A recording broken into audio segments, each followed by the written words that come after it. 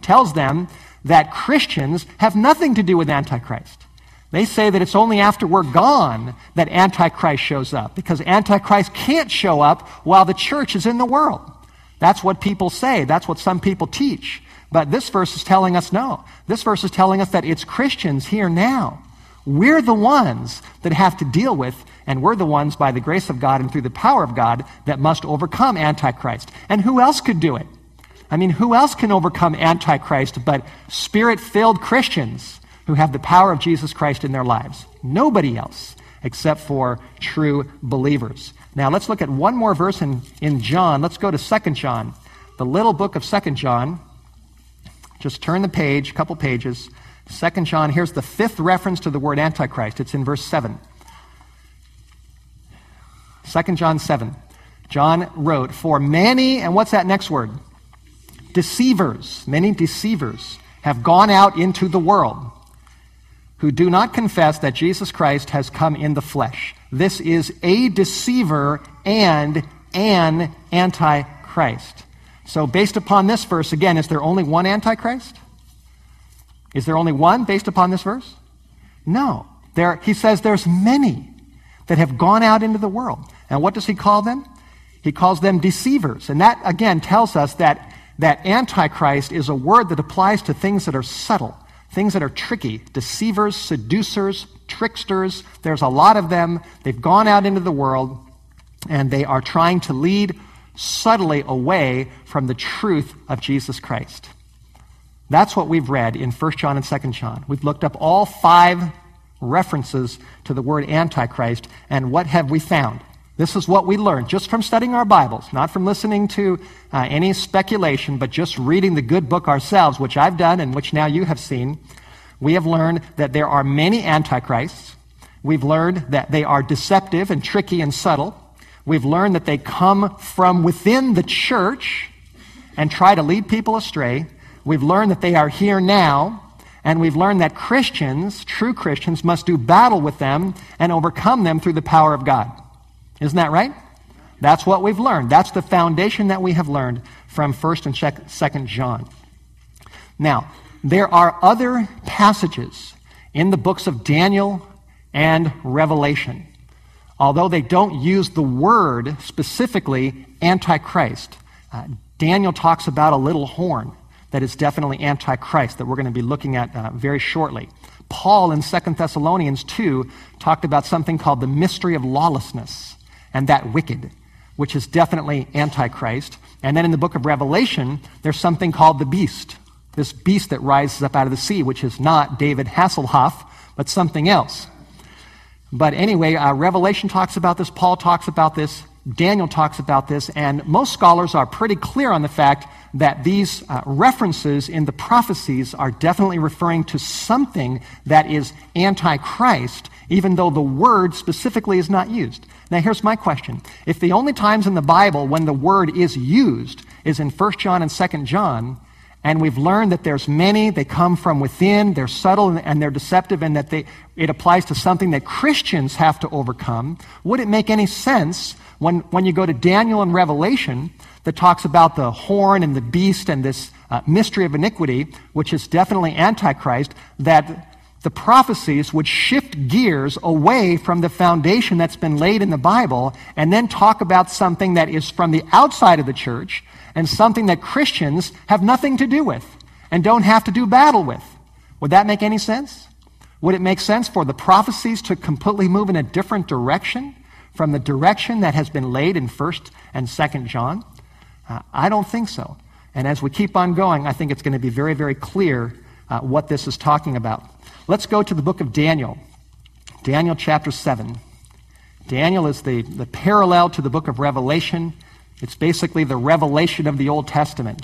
Daniel chapter 7. Let's take a look at this. And we don't have time to go into all the details. And if you want to do a lot more study on this, I want to recommend this book, Time Delusions. Time Delusions deals with all of this history. There's a whole section on Antichrist, all these issues. Everything I'm saying to you today is inside this book, plus a whole lot more. A whole lot more.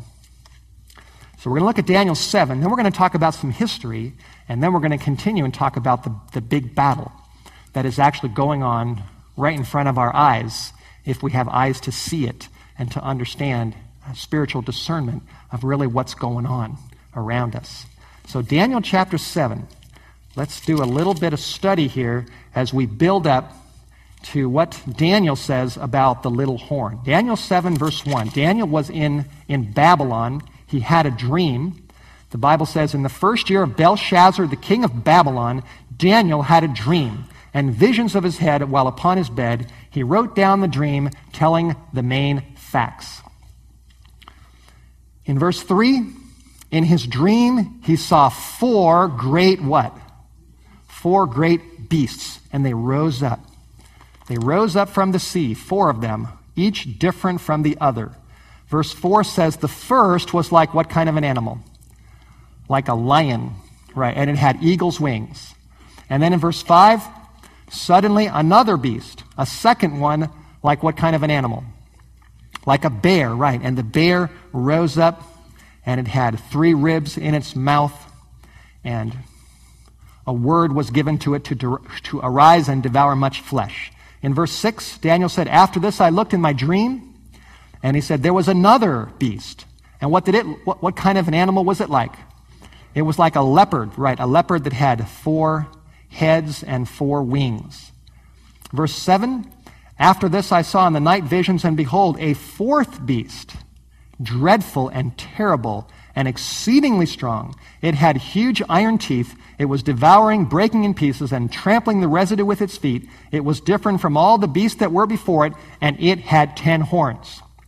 So here we have 4 beasts. We have a lion, we have a bear, we have a leopard, we have a dragon, or a dragon-like beast, some beast that really Daniel didn't exactly know what to call it. He had probably seen some lions in his day. He might have seen some bears. He might have seen some leopards, but he had never seen anything like this fourth beast.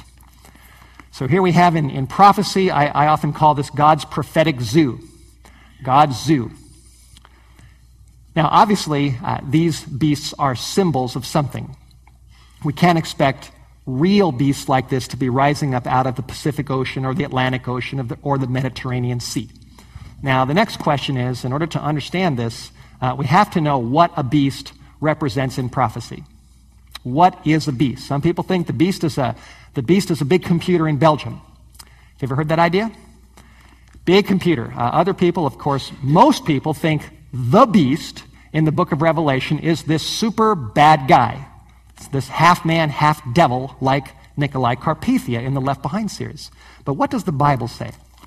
Just like we read 1st and 2nd John and we learned some new things, what does the Bible say a beast represents? That's what we have to find out. And I'm not just going to pick an interpretation out of my hat and speculate. We can't afford to speculate. We're going to look at it right here in the book. So turn to verse 23, and an angel actually explains what a beast represents.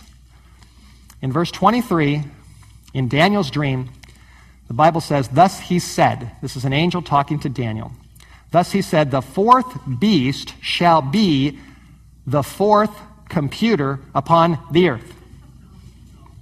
Is that right? Is the fourth beast a fourth computer? Is the fourth beast a fourth man? What is the fourth beast? Right. The fourth beast shall be the fourth kingdom upon the earth. So if the fourth beast is the fourth kingdom, then the third beast would be what? The third kingdom, and the second beast would be the second kingdom, and the first beast would be the first kingdom. And so we know, according to the angel, not according to Steve Wohlberg, not according to any church, but according to the angel of God in Daniel's dream, the angel said that these different beasts represent kingdoms. And I would say 98% of all Bible scholars throughout Christian history and even before that who have studied this particular chapter, just about all of them are in agreement about who these 4 beasts are. What nation was Daniel in when he had the dream? He was in Babylon, right? And if you go to Germany, there is a museum there